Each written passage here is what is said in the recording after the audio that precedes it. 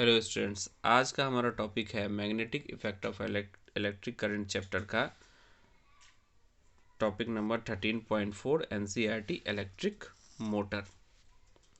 इसको बहुत ही फोकस के साथ हम लोग पढ़ेंगे। देखिए यहाँ पे ये टॉपिक का नाम है इलेक्ट्रिक मोटर। मोटर का मतलब होता है मूविंग, है ना, ऐसा कोई भी चीज़ जो मूव करता हो। तो हमारा इलेक्ट्रिक मोटर एक रोटेटिंग डिवाइस है, यानी कि ये रोटेट करता है। रोटेट करता है इट मीन्स कि हम यहाँ पे क्या करते हैं, इलेक्ट्रिकल एनर्जी को यूज करके मैकेनिकल वर्क कराते हैं। यानी कि हम लोग ये कह सकते हैं कि यहाँ पे इलेक्ट्रिकल एनर्जी को कन्वर्ट कराया जाता है मैकेनिकल एनर्जी में।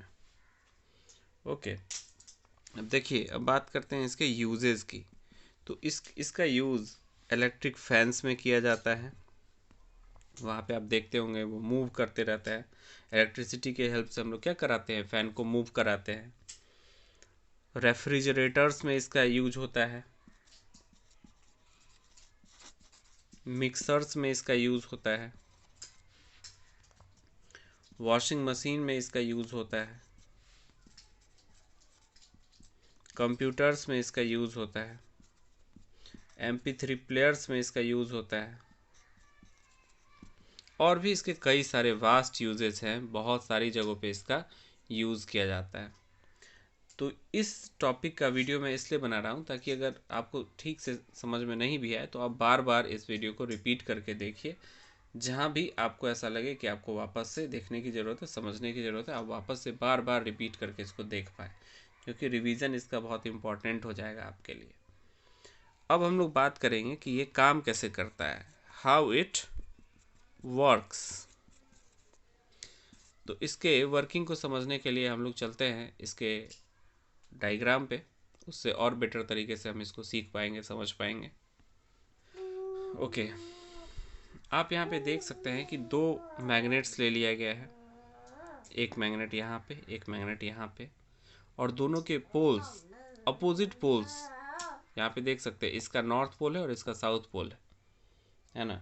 इन दोनों के अपोजिट पोल्स के बीच में एक रेक्टेंगुलर कॉइल रखा गया है। रेक्टेंगुलर कॉइल है, ये क्या है, कॉइल है।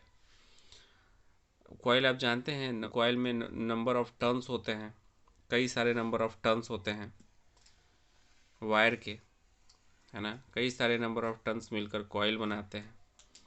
तो यहाँ पे ये जो है ना, एक रेक्टेंगुलर कॉइल है। कॉइल का शेप कैसा है, रेक्टेंगुलर है। अब रेक्टेंगल है तो इसके चारों साइड्स भी जान लीजिए, ये A है, ये B है, ये C है, ये D है। और गौर से देखिए, यहाँ पे ये जो कॉइल है वो कनेक्टेड है ब्रशेस से। यहाँ पे देख सकते हैं दो ब्रशेस हैं, X and Y। These are brushes, right. तो थोड़े इसके डिस्क्रिप्शंस एंड कंपोनेंट्स को जान लेना बहुत ज़रूरी है। अब देखिए यहाँ पे दो स्प्लिट रिंग है। देखिए ये और ये दोनों क्या है, स्प्लिट रिंग। स्प्लिट रिंग को हम कम्यूटेटर भी बोलते हैं, तो कंफ्यूज नहीं होना है। इनका काम क्या है, ये करंट के डायरेक्शन को रिवर्स कर देते हैं। अब यहाँ पे आप देख सकते हैं एक एक्सल है, एक्सल मूविंग पार्ट होता है, ये मूव करता है। अच्छा, यहाँ पे स्प्लिट रिंग में आपको एक बात का ध्यान देना है, इसका अपर पार्ट जो है, अपर एजेस जो है इसके, इससे ये कंडक्टिंग मटेरियल है, इससे इलेक्ट्रिसिटी पास करता है। बट इसके जो इनर मटेरियल है ये नॉन कंडक्टिंग मटेरियल्स, इससे इलेक्ट्रिसिटी पास नहीं करता है और ये डायरेक्टली एक्सल से अटैच्ड होता है और एक्सल के साथ ही ये मूव करता है ना। तो यहाँ पे आप देख सकते हैं कि P और Q जो है ना, स्प्लिट रिंग है, जिसका अपर पार्ट कंडक्टिंग है, बट इसका जो लोअर पार्ट है वो एक्सल के साथ अटैच्ड है, जो मूव करेगा एक्सल के साथ ही।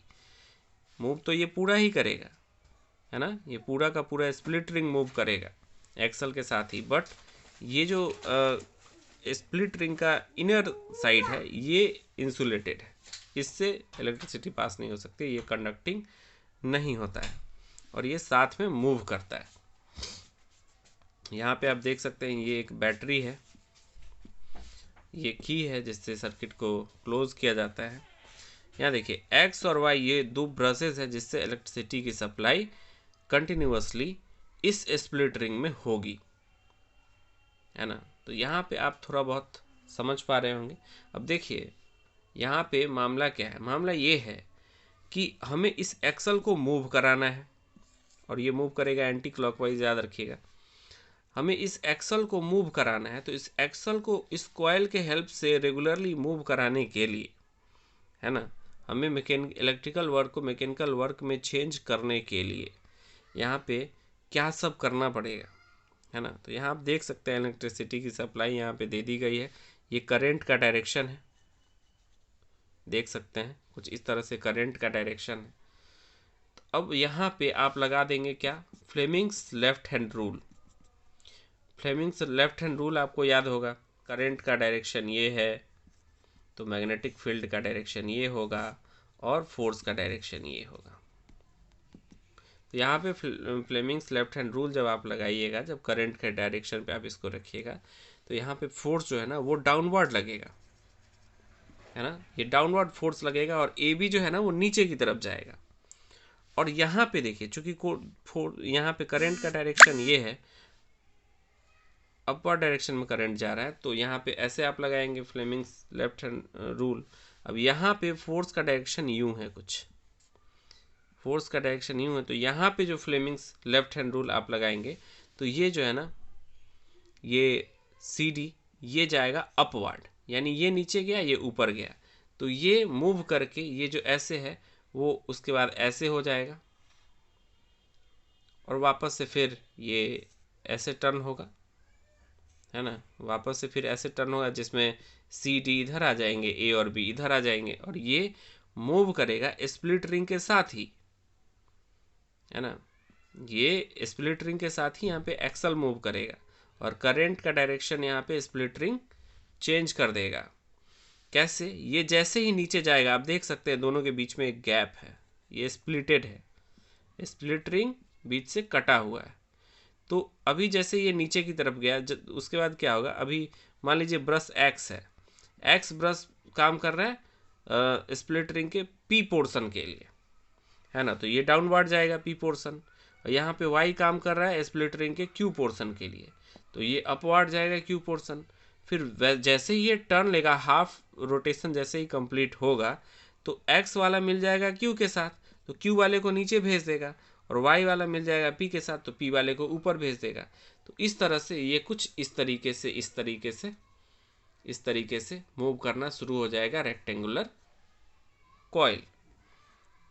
तो हमें यही आउटपुट चाहिए था, तो ये बड़े ही आसानी से ये हम यहाँ पे हमको मिल जाएगा।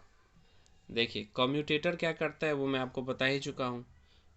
कम्यूटेटर क्या करता है, ये वो डिवाइस है जो सर्किट में करंट के फ्लो को रिवर्स कर देता है। सर्किट में करंट का फ्लो जो अभी किसी और डायरेक्शन में था वो क्या करेगा, उसको उसके फ्लो को रिवर्स कर देगा, है ना। तो स्प्लिट रिंग क्या कर रहा है, करंट के फ्लो के डायरेक्शन को रिवर्स कर दे रहा है। देखिए पी के लिए अभी करंट के फ्लो का डायरेक्शन यहाँ पे कुछ और है, और इसी पी के लिए यहाँ पे करंट के फ्लो का डायरेक्शन कुछ और हो जाएगा।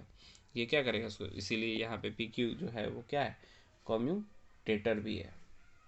जैसे कि कमर्शियल मोटर्स में परमानेंट मैग्नेट के प्लेस पर, ये जैसे कि यहाँ पे परमानेंट मैग्नेट हमने यूज़ कर दिया है, तो कमर्शियल मोटर्स में ऐसा नहीं होता है, वहाँ पे इलेक्ट्रोमैग्नेट्स का यूज़ किया जाता है ना। इलेक्ट्रोमैग्नेट्स का यूज़ करते हैं ताकि जब भी हमें ज़्यादा मैग्नेटिज्म की ज़रूरत हो तो हम करंट का वहाँ पे वैल्यू बढ़ा सके और उससे क्या होगा, और बेहतर आउटपुट हमको मिल सकेगा। करंट कैरिंग कॉइल में टर्न्स के नंबर्स बहुत ज़्यादा होते हैं और कॉइल जो है ना वो सॉफ्ट आयरन कोर पर लपेटी जाती है। कॉइल किस पे लपेटी जाती है, सॉफ्ट आयरन कोर पे। वो सॉफ्ट आयरन कोर जिस पर कॉइल को लपेटा जाता है और कॉइल दोनों मिलकर आर्मेचर कहलाते हैं, है ना। यानी कि ये टोटल जो है एक सॉफ्ट आयरन कोर जिस पे कॉइल को लपेटा गया है, ये दोनों मिलके क्या कहेंगे, आर्मेचर कहलाएंगे। वो सामने से देखेंगे ना तो आपको कुछ इस तरह का देखने के लिए मिलेगा, कुछ इस तरीके से होता है, और इस पे ऐसे ऐसे करके इस यहाँ पे बॉन्डिंग की होती है।